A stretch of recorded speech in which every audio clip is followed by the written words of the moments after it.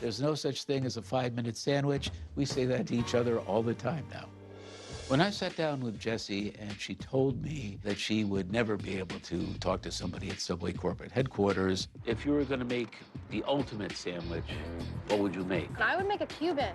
Did you ever suggest this to anybody? You know, I've never quite gotten a corporate bigwig to let me bend his ear about that. I thought this is a great opportunity for us to hear from our sandwich artists because they're the ones who can really tell us how to do things better.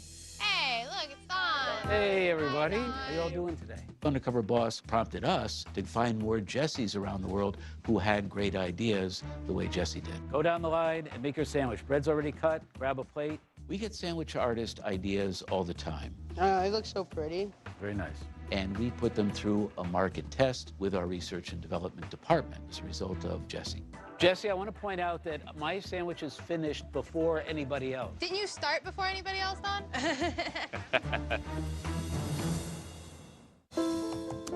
I was a little nervous about discussing my alcoholism, but it just kind of came out. I had an on-the-job meltdown and collapsed under a drug and alcohol problem. I've been in recovery now for 27 years. As a result of that, I was amazed at the number of people who contacted me and have been helped by this. 2 days after Undercover Boss aired, I received an email from a man named Harold. He told me that he had been sober for 2 weeks, he was struggling, and he had just about given up. Then he saw my story, and that gave him hope. He's been sober 2 years, and he has found success in life. I'm very, very excited because I'm going to meet Harold for the first time after 2 years.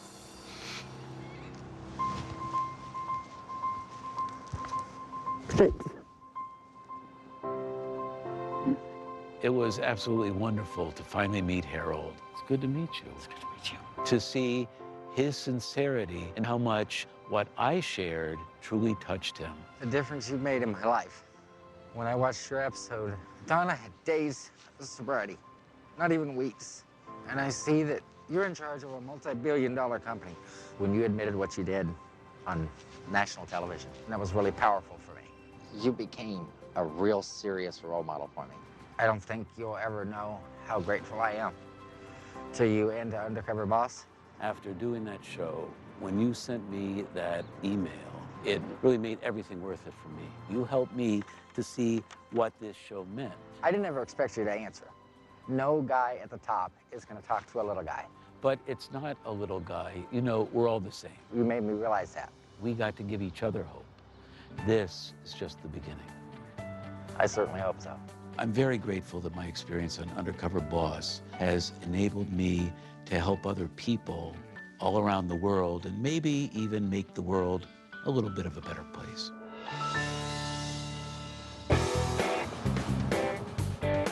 Sheldon Yellen, the CEO of Belfour, was another CEO who was inspired by his employees' dedication to the company, despite their own struggles.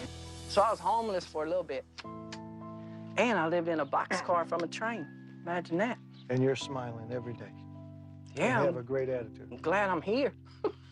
I could be under a bridge And you want to make them happy. Yeah. Yeah.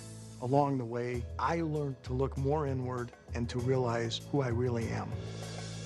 In the past, I've always been in a private plane and a chauffeur-driven car in a nice hotel.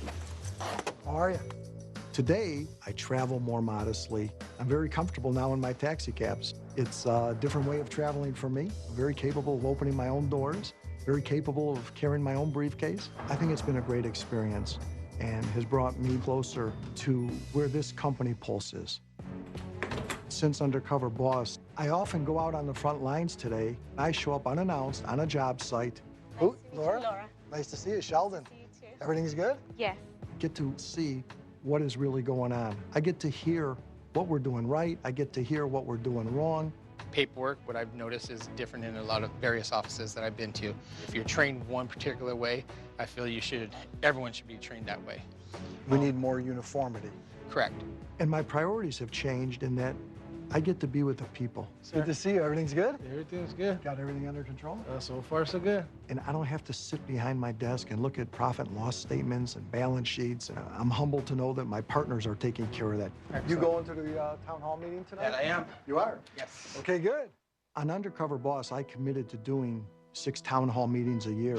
I am making a personal commitment from this day forward to have 6 town hall meetings a year with hundreds of our people at a time and letting them know that I want to get to know them. I do care. He's just a terrific leader. So help welcome our CEO, Sheldon Yellen. The first thing I want to do is just thank everybody for being here. For those of you that are here with your families, I thank you guys for being here. I'm going to shut up and listen to your great stories. I live in the greatest city as a general manager. The town hall meetings are so important to me because I get to sit and see and touch and feel some of the greatest people on earth. 2 months into my tenure here at Balfour, my wife, myself, and my family suffered a devastating loss. My baby twins, Laura and Freddie, 5 months into her pregnancy, they passed away. Here at Balfour, I got a necessary paid time leave of absence. I got a sympathy card with a personal check signed by you, Mr. Sheldon. So I would like to take this opportunity to thank you, sir.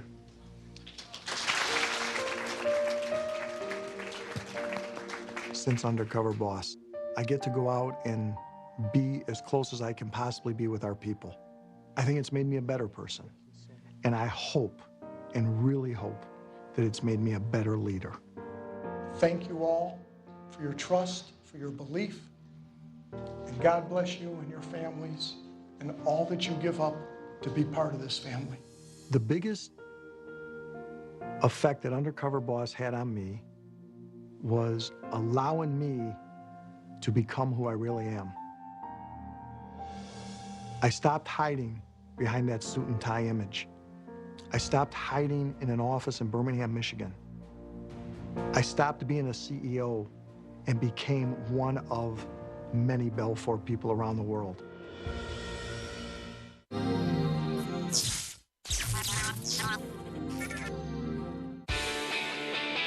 Join us on Top Gear, where I eat a cabbage, James throws a bird out of a car, and Richard forgets the abbreviation for America.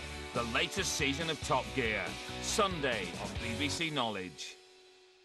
And here we go. Dive into the rarely seen world of presidents and princes. Wow, that's an incredible view. Powerful bosses and rock stars. Nobody's going to judge you here. These are some of the most exclusive, legendary, and eye-popping opulent hotels in the world. Hotels really are hotbeds of intrigue and sexual shenanigans. The brand new series, Richard E. Grant's Hotel Secrets, Monday on BBC Knowledge.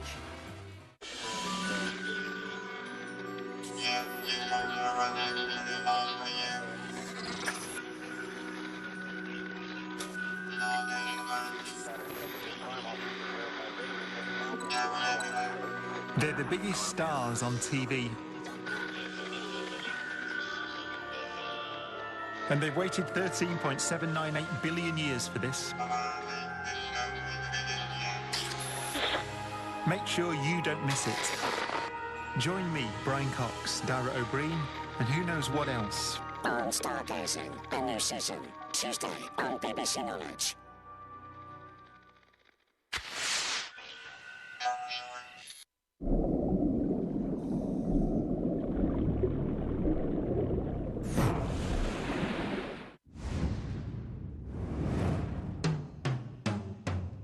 Hi, Alan? Yeah.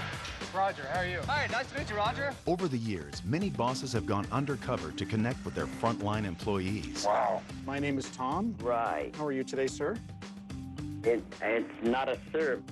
Like Mike White, CEO of DirecTV, who learned how important each and every employee is to the company. When I did Undercover Boss, I'd been with the company all of 6 months, and I felt that the experience really accelerated my learning. You want me to do it? No. The time I spent with the 6 individuals that I worked with, it was really an honor Because you may think you've got it all figured out, but more often than not, they know a lot more than you do. But some have made personal changes as well, like Mitchell Modell, CEO of Modell Sporting Goods, Listen, you're carrying a lot around with you, partner. who found that both he and his company needed to get in shape. Are you working out with John? Yeah, 5:15. As a result of the journey that I experienced through Undercover Boss, absolutely made me a better CEO. I made a commitment. I put myself on notice to the world that I'm gonna lose weight. I'm gonna do it. I realize I am in such poor physical shape. In order for me to make sure that I'm successfully passing on the torch to my kids, I have to make sure I'm in better physical shape, as well as getting the company into shape. After working that 1 week and going through all the laborious tasks and see how unphysically fit I was, and I couldn't even work a physical day for 8 hours. I was huffing and puffing. At night, I was physically exhausted. I was humongous. It was embarrassing. I weighed 310 pounds. I felt lousy. I was just self-destructing. All my friends, all my family members are saying, what are you doing? You gotta lose weight, you gotta lose weight. Never listen to them. Cece, any advice? Get skinnier. That would be a problem overnight. And no matter what I did or tried to say, I could stand on my head. Things were not getting through to Mitchell. By going through the undercover journey, it made me reflect on my brother Michael, who from day one was dealt with an incredible bad hand. He had Crohn's when he was 13. He had cancer when he was 18. He had non-Hodgkin's lymphoma. And I'm saying to myself, I was given a good hand. And why am I doing this to myself? It's good, right? It was great. After seeing myself on TV and reflecting back on Michael was the tipping point. And from that point on, I decided to hire a trainer. Let's go, 4. Use the muscle to get up, not momentum. Get all the way up to the top. Hold it. I'm not gonna kid you. Those first couple of days, I'm saying, what am I doing? I can't do it. Remember we started this? You couldn't even get this buckled. The first thing he did was he put these chains around my neck. Let's check in what used to weigh. 20-pound chains. And I go, what are you doing? You're killing me. He goes, no, let me put another one on. And that was 40 pounds, and 60 pounds, and 80 pounds. I said, John, I can't do this. I can't breathe. I can't walk. He goes, well, you're doing it to yourself. You're gonna lose 80 pounds. And that was back in November, and here we are. You got rid of all this weight. This is what you were carrying. Every morning, I wake up at 5 o'clock. I'm on the treadmill for 15 minutes, going right to the weights. 112. Good. We use the elastic bands, and I just feel so much better. Flex it, let's go. Beautiful, nice set. Whew. When I went on Undercover Boss, I weighed 310 pounds. 5 months later, I now weigh 240 pounds. It's just an incredible, incredible journey. I feel like the whole weight of the world is off my shoulders.